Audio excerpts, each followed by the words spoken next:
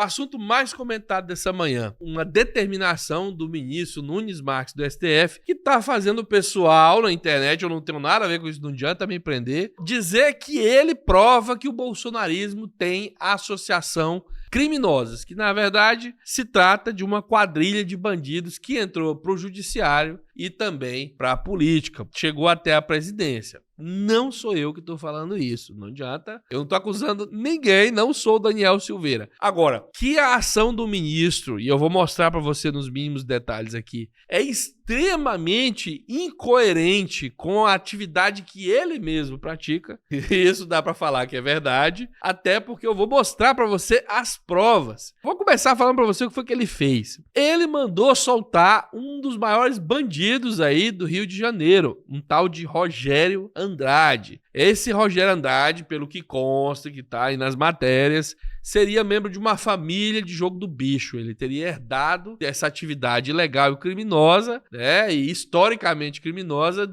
depois que seu pai morreu. Mas não é só isso, não. Não é só a questão de joguinho. Vou explicar pra você que tem todo um esquema de drogas, tráfico, assassinato, tudo envolvido hoje em dia na forma como eles praticam esses crimes. E o André Mendonça, que já tinha sido contra a prisão dele um tempo atrás, determinou que retirasse a tornozeleira eletrônica dele. O ministro terrivelmente evangélico falou assim: não, vocês estão muito punitivistas, vamos tirar a tornozeleira desse nobre cristão, cidadão de bem aqui. E o pessoal, né, como a gente não pode ficar acusando o ministro de ser bandido apenas por uma decisão que pode ter embasamento técnico, o que o pessoal tá fazendo é comparar a ação dele com uma outra atividade que ele fez um tempo atrás. Pelo que estão falando, parece que ele é tchutchuca com os magnatas e com os pobres ele é super carrasco e cruel. E aí a gente vai falar disso. Mas antes, já vai sentando o dedo no like, se inscrevendo, compartilhando o vídeo nas suas redes sociais, faça parte dessa comunidade que está chegando aqui a 1 milhão de inscritos, mas parece que tá de rosca o negócio, né? Vem pra cá, vamos ajudar a gente a vencer mais esse milestone aqui do nosso canal. Bom, eu vou ler 2 matérias pra você aqui, que elas estão extremamente correlacionadas, e depois a gente vai lembrar do evento que aconteceu nos últimos dias aí, que tem relação também. Perfis nas redes sociais detonam Nunes Marques.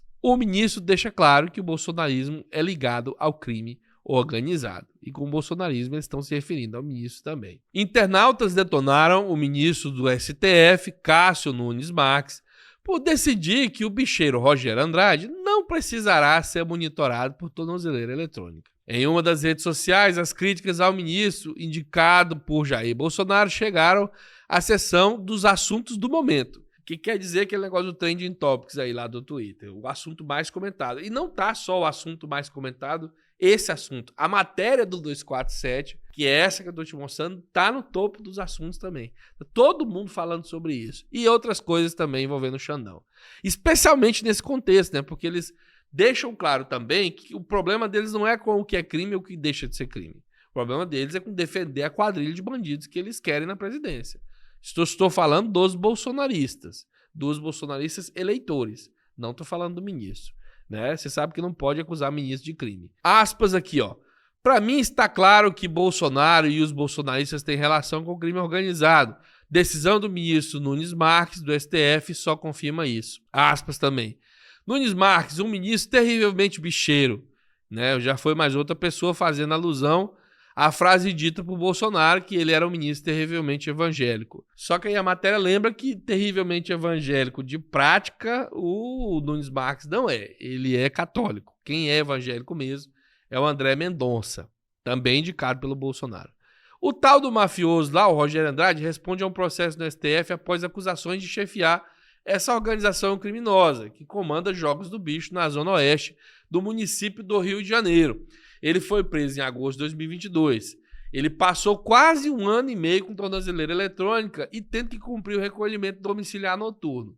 O nome dele chegou a constar na lista dos mais procurados pela Interpol, que é a organização de polícia internacional. Muito bem, essa é a decisão do ministro terrivelmente evangélico, apontado por Bolsonaro, que foi para o STF para combater a corrupção que estava tomando conta da corte, porque lá só tinha bandido, você lembra? Ah, porque esse povo aí só sabe soltar, só sabe, o STF é Supremo solta, né, que eles falavam, pediam para fechar o STF por causa disso. Tá aí, afrouxando a pena, de Rogério Andrade, apontado como um dos maiores criminosos do Rio de Janeiro, né? É claro que, como disse o Reinaldo Azevedo em seu programa, o ministro Nunes Marques pode ter os maiores motivos do mundo, completamente técnicos, para afrouxar essa pena aí. Facilitar para bandido, né? Tornar a vida dele um pouco mais digna, de acordo com a Constituição, né? Os benefícios de responder em liberdade até que acabar o trânsito julgado. No entanto, essa mesma benevolência, essa mesma coragem para aplicar o que a lei permite, não aconteceu quando se tratava de uma pobre coitada, uma pessoa que tinha roubado chocolates. Se você roubar no jogo, se você criar um comércio ilegal chamado Jogo do Bicho, você terá a garantia de um ministro do STF de que a lei será aplicada com rigor a você, inclusive para te beneficiar. Mas se você roubar chocolates, não, às vezes não é bem assim. Ele não concedeu essa mesma benevolência. O que aconteceu? Aqui, ó, tá a matéria do dia 27. O ministro Cássio Nunes Marques do STF indeferiu um pedido de absolvição de uma mulher condenada por furto. Ela roubou 18 chocolates e 89 chicletes. Uma caixinha de chiclete, ela roubou. O prejuízo que ela deu foi de R$50. Ela foi presa em flagrante em 2013 e respondeu o processo em liberdade. A sentença foi proferida em 2017. O caso chegou ao STF por meio da Defensoria Pública de Minas Gerais, que pedia que se aplicasse um princípio da insignificância no caso. Se os R$50 que ela roubou, já nem fazia mais sentido. R$50 não é nada. Não é nada, é uma doação que você faz para a pessoa. Eu fico me perguntando a pessoa que pede a prisão da outra por causa de um furto de R$50. Se ela furtou, certamente furtou numa loja. Que nível de asquerosidade a pessoa tem quando ela acha que deve mandar o outro para cadeia porque a pessoa roubou 50 conto na loja dela. É inadmissível. É triste ver que o ser humano chegou a esse nível de degradação. Ai, o que você faria? Cara, se eu pego uma pessoa roubando chiclete na minha loja, eu dou um prato de comida para ela. Desculpa, mãe. Mas ela vai voltar para roubar de novo. Melhora a sua segurança. Melhora a sua segurança. A pobreza não vai sumir se você mandar prender essa pessoa aqui, certo? Então tá aí. Mas sabe o que aconteceu? A defensoria gastou muito mais de R$50 para pedir só o papel, só o tempo do ministro valia mais de R$50. Mas ele não achou insignificante, não. Ele disse que o crime é qualificado por concurso de agentes, ou seja, mais de uma pessoa estava com ela quando ela fez esse furto. Provavelmente devia estar a família, filho, alguma coisa assim, não sei. Né?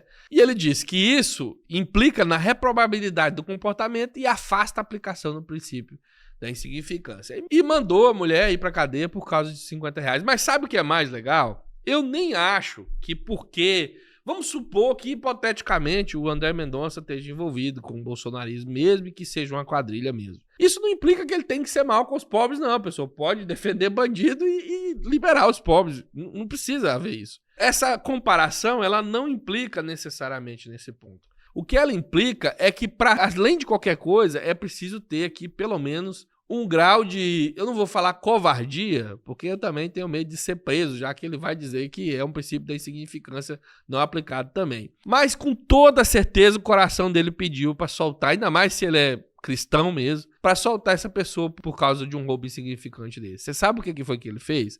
Na minha humilde opinião, ele tinha acabado de entrar e queria mostrar pro bolsonarismo do que ele é feito, que ele não tá lá pra soltar bandido, porque você sabe que as pessoas estão com sangue no olho. É isso que elas querem carne, elas querem sangue.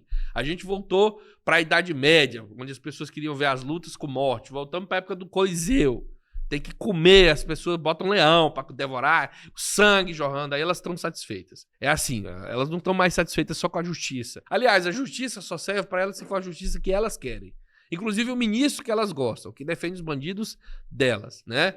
Então, ele não teve coragem de aplicar para essa senhora a lei, que a lei diz. Aqui se verifica uma não aplicação da lei, segundo a opinião de algumas pessoas. E aqui não, ele teve muita coragem. Para fazer isso aqui, realmente é preciso ter, vamos dizer assim, uma determinação de defender a sua posição perante uma opinião pública contrária. Porque é claro que ninguém quer ver esse bandido solto. Mas o ministro aplicou ao bandidão aqui o direito, as garantias que a lei lhe confere. Eu pediria ao ministro, assim como o pessoal está pedindo, pelo menos para que tenha essa mesma coragem, né, com os pobres também. Os pobres também precisam da lei. Os pobres não têm mais nada. E aí vai retirar deles também a lei que os protege, né? E aí, só para fazer um adendo, mas não tem correlação não, que é virando a chave. Tem quando a gente mudou matéria para outra, virando a chave? Eu vou lembrar para você de que a Câmara autorizou a prisão de um dos irmãos, o Chiquinho Brazão, que é um deputado, acusado de ser um dos mandantes da execução da Marielle Franco, mas foi com dificuldade. Você sabe por que teve dificuldade? Porque tiveram 28 abstenções e 129 votos para que ele ficasse lá. E sabe de onde veio essas abstenções, esses votos? Dos bolsonaristas. Ah, você tá mentindo, seu vagabundo? Foi tudo esses escandistas aí, protetor de bandido. Não teve um petista ou bolsonarista que votou pra soltar esse bandidão aí, não. Quem votou pra que ele ficasse liso, leve, solto, foram os bolsonaristas. O mesmo grupo político que nomeou o Nunes Marques para o STF, para que lá ele tivesse o poder de decidir sobre aplicar a lei ou não aplicar a lei, os benesses da lei para pobres e ricos. Aí eu deixo com você essa reflexão do dia aí. É o assunto mais comentado do momento, até porque, lembrando, nós estamos num contexto onde o ministro Alexandre de Moraes está sendo acusado de crime por praticar a lei. Está sendo acusado por nenhuma autoridade, só pelo bolsonarismo mesmo. Você lembra que eu disse que o bolsonarismo são o grupo de bandidos que entrou na política para facilitar a vida dos crimes que eles praticam? E talvez tenha entrado em algumas cortes do judiciário pelo Brasil aí, porque a gente tem visto sentenças estranhas por aí afora, pessoas sendo afastadas, várias inteiras sendo inspecionadas, não só no judiciário também, mas temos o crime organizado comandando empresas agora. Você acabou de ver que a companhia de transporte público em São Paulo é do PCC, comandada pelo PCC, com a suspeita de que o prefeito esteja envolvido. Olha só a gravidade das coisas. Tudo isso podem ser fortes e gritantes evidências de que o crime organizado está muito mais organizado do que o que você pensa. Eles têm o judiciário, eles têm o executivo, eles têm o parlamento, eles têm as empresas e agora eles têm plateia, torcida, eleitores, fanáticos, que os defendem, eles têm até apoio internacional. E tudo isso para saquear um país, impedir esse país de crescer. E é claro que é o saborzinho da extrema-direita sempre acusando o seu inimigo, o seu adversário, de fazer o mesmo. Afinal de contas, a gente já viu filmes policiais fazendo isso, né? O bandido ele tem que falar que é santo e falar que o bandido é o outro. Não é assim que funciona? Se inscreva no canal, compartilhe o vídeo nas suas redes sociais. A gente volta com mais publicações. Um abraço. Fui.